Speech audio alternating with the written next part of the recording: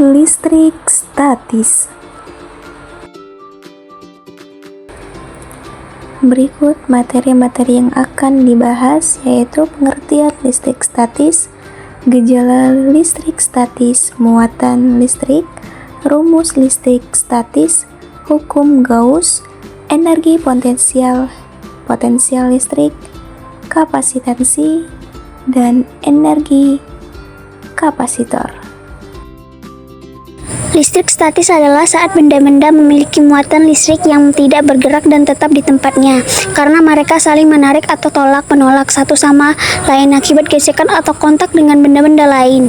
Contoh sederhananya adalah ketika balon menggosok rambut dan membuat rambut menempel pada balon karena adanya muatan listrik yang berbeda di antara keduanya. Dalam kehidupan sehari-hari, terdapat beberapa gejala listrik statis yang dapat kita ketemui. Berikut adalah beberapa contoh nyata. Petir. Salah satu contoh terkenal dari listrik statis adalah petir. Petir terjadi ketika ada perpindahan elektron yang besar di atmosfer, di mana bagian langit memiliki kelebihan elektron dan ini menciptakan loncatan listrik yang mengarah ke daerah dengan kekurangan elektron. Petir seringkali menyambar objek tertinggi di sekitarnya, seperti pohon atau menara, untuk menyalurkan kelebihan elektron sehingga petir dapat dianggap sebagai contoh bahaya listrik statis. Debu pada layar televisi. Jika Anda perhatikan layar televisi di rumah Anda mungkin akan melihat banyak debu yang menempel di sana. Ini adalah contoh lain dari gejala listrik statis. Debu dapat menempel pada layar TV karena muatan elektron yang ada pada layar menarik debu tersebut. Ini serupa dengan bagaimana penggaris plastik yang bermuatan negatif dapat menarik potongan kertas. Dengan demikian, dalam kehidupan sehari-hari, kita sering melihat contoh-contoh listrik statis seperti petir dan debu yang menempel pada televisi, yang terjadi akibat perbedaan muatan elektron yang menarik objek-objek di sekitarnya. Muatan listrik. Mari kita lanjutkan pembahasan tentang muatan listrik. Pada dasarnya, materi tentang listrik statis membahas benda atau atom yang memiliki muatan listrik. Jadi, sebaiknya kita memahami konsep atom terlebih dahulu. Tentu saja kalian sudah sering mendengar tentang atom, bukan? Sekarang mari kita lihat gambar atom di bawah ini. Pada gambar atom di atas, kita bisa melihat bahwa atom terdiri dari dua bagian utama, yaitu inti atom dan kulit atom. Inti atom terdiri dari dua jenis partikel, yaitu proton yang bermuatan positif dan neutron yang tidak bermuatan atau bersifat netral. Sedangkan kulit atom terdiri dari partikel-partikel yang bermuatan negatif yang disebut sebagai elektron. Mungkin kalian bertanya-tanya, mengapa ada benda yang bermuatan negatif dan bermuatan positif? Secara prinsip, atom itu memiliki muatan netral. Namun, atom dapat berubah menjadi bermuatan positif atau negatif melalui perpindahan elektron. Sebuah atom dikatakan netral jika jumlah proton dan elektron di dalamnya sama. Sebuah atom dikatakan bermuatan positif ketika jumlah protonnya lebih banyak daripada jumlah elektronnya. Sebuah atom dikatakan bermuatan negatif ketika jumlah protonnya lebih sedikit dari jumlah elektronnya. Hukum Coulomb. Salah satu rumus yang seringkali dijumpai dalam pelajaran tentang listrik statis adalah yang berkaitan dengan gaya Coulomb. Besar muatan partikel 1 dikali besar muatan partikel 2 per jarak antara muatan. Kuat medan listrik. Medan listrik adalah daerah di sekitar partikel bermuatan listrik yang terus-menerus mengalami pengaruh gaya listrik yang dikenal sebagai gaya Coulomb. Dengan kata lain, muatan listrik memiliki kemampuan untuk menciptakan medan listrik. Dalam hal muatan positif, medan listrik bergerak menjauh dari muatan sumber. Sebaliknya, pada muatan negatif, medan listrik bergerak menuju ke arah muatan sumber. Muatan benda yang menghasilkan medan listrik disebut sebagai muatan sumber. Sementara itu, muatan listrik lainnya yang ditempatkan di dalam pengaruh medan listrik yang dihasilkan oleh muatan sumber disebut muatan uji. Di bawah ini terdapat rumus untuk menghitung kuat medan listrik. Kuat medan listrik sama dengan konstanta dikali besar muatan sumber per jarak muatan uji terhadap muatan sumber pangkat 2 atau kuat medan listrik sama dengan gaya Coulomb per muatan besar muatan uji. Hukum Gauss adalah prinsip yang menjelaskan tentang jumlah garis gaya listrik atau flux listrik yang menembus suatu permukaan tertutup. Flux listrik ini sama dengan jumlah muatan listrik yang terkurung oleh permukaan tertutup tersebut, dibagi oleh konstanta dielektrik vakum epsilon. Secara sistematis, hukum Gauss dapat dirumuskan sebagai berikut. Pi sama dengan E dikali A dikali cos theta sama dengan sigma Q dibagi epsilon 0, di mana A luas permukaan tertutup dan P flux listrik, kemudian theta sama dengan sudut antara E dan arah normal, kemudian E sama dengan medan listrik, dan epsilon 0 sama dengan permisivitas udara. Energi potensial. Energi potensial listrik adalah bentuk energi atau pekerjaan yang diperlukan oleh memindahkan muatan listrik dari suatu lokasi ke lokasi lainnya.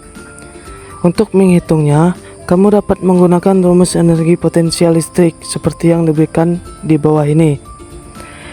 EP sama dengan K dikali Q1 kali Q2 per R, di mana EP sama dengan energi potensial muatan uji dan K koefisien yaitu 9 kali 10 pangkat 9 dan R sama dengan jarak terhadap sumber muatan. Q1 dan Q2 sama dengan muatan masing-masing partikel. Potensial listrik. Potensial listrik adalah jumlah usaha yang diperlukan untuk memindahkan suatu muatan dari satu titik ke titik lainnya. Persatuan muatan. Untuk menghitung besarnya potensial listrik di suatu titik, Anda dapat menggunakan rumus potensial listrik sebagai berikut. V sama dengan K dikali Q per R, di mana V sama dengan potensial listrik, Q sama dengan muatan sumber, dan K sama dengan koefisien, dan R sama dengan jarak terhadap sumber muatan. Kapasitansi. Kapasitansi adalah sifat yang dimiliki oleh kapasitor atau kondensator dalam menyimpan muatan listrik. Kapasitansi kapasitor dinyatakan dalam satuan yang disebut farad. 1 farad mengindikasikan kapasitas kapasitor untuk menyimpan 1 coulomb muatan listrik dengan tegangan 1 volt. Dengan kata lain, kapasitansi mengukur sejauh mana kapasitor dapat menampung muatan listrik untuk tegangan tertentu.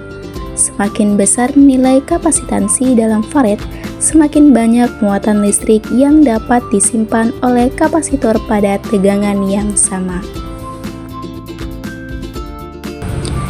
Energi kapasitor. Kapasitor adalah salah satu perangkat listrik yang berfungsi untuk menyimpan energi dalam jangka waktu singkat, sehingga energi tersebut dapat dilepaskan dengan cepat. Besar kapasitas kapasitor dapat dihitung dengan menggunakan rumus kapasitor seperti yang tertera di bawah ini, yang dimana kapasitas kapasitor sama dengan muatan antara dua keping per beda potensial antara dua keping volt. Berikut contoh soal listrik statis dan pembahasannya. Dua muatan listrik Q1 sama dengan 3 μK dan Q2 sama dengan minus μK ditempatkan pada jarak 10 cm satu sama lain dalam vakum. Hitunglah gaya elektrostatik antara keduanya. Diketahui K sama dengan 8,99 kali 10 pangkat 9. Q1 sama dengan 3 kali 10 pangkat minus 6. Q2 sama dengan minus 5 kali 10 pangkat minus 6. R sama dengan 10 cm. Diubah ke meter yaitu 0,1 meter. Ditanya F. Kemudian menyelesaikannya dengan cara F sama dengan K kali Q1 Q2 per R kuadrat. Kemudian F sama dengan 8,99 dikali 10 pangkat 9 dikali 3 kali 10 pangkat minus 6 dikali minus 5 dikali 10 pangkat minus 6 dibagi 0,1 kuadrat. F sama dengan 8 kali 99 dikali 10 pangkat 9 dikali 15 kali 10 pangkat minus 12 dibagi 0,01. F sama dengan 134.850 dibagi 0,01.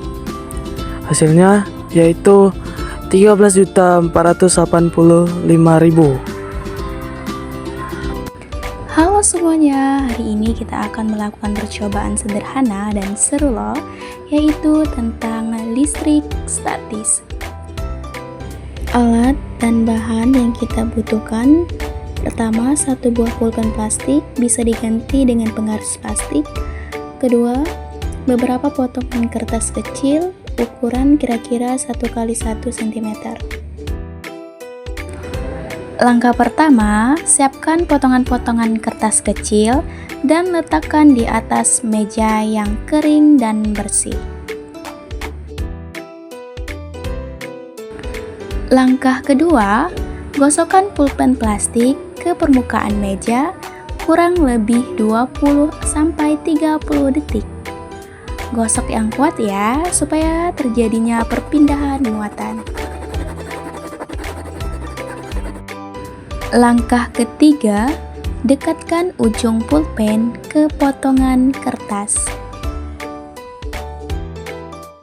Lihat, potongan kertas tertarik ke pulpen dan bahkan menempel.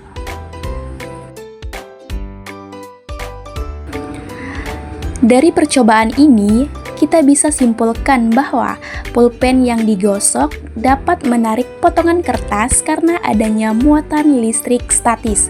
Ini adalah bukti bahwa listrik statis menghasilkan gaya tarik antara benda bermuatan dan benda netral.